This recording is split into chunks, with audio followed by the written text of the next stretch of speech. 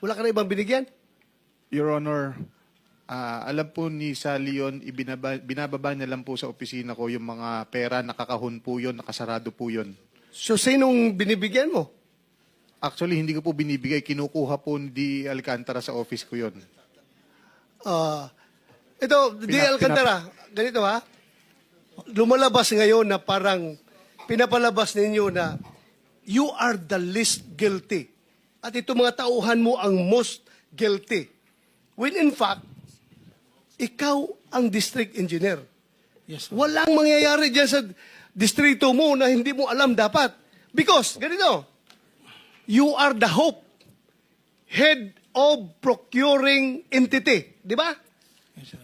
Being the head of procuring entity, as a DA, ikaw lang ang pwedeng magbigay ng papilis doon sa bangko para matransfer ang pera ng DPWH papunta kay Wawaw. At kay Wawaw papunta doon kay Santos. At pagdating kay Santos, na-ingkas niya, binibigay niya ang pera kay Bryce. Sabi naman ni Bryce, pagdating sa kanya, pinapasa niya sa'yo ang pera. Hindi ako maniwala na ikaw ang pipirma mo, buhay mo yan, nakataya sa pirma mo, tapos sabihin mo sa akin na yung pera na galing doon kay Bryce, hindi nakarating sa'yo? Your Honor, yes po. Kung papayagan niyo po ko, marami po magte-testify po na noong August 3, nung sila po minumura ko, bakit may mga ganyan. Andiyan po ang project engineer, ang mga hepe po, na umamin po sila na sila po ang may gawa niyan.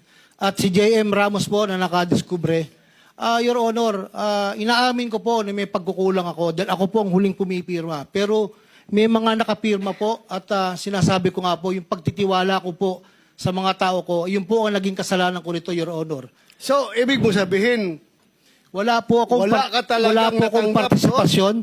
Gaya nga po. Sandali lang. Opo. Wala ka talagang natanggap? Yes, Your Honor. True Lies.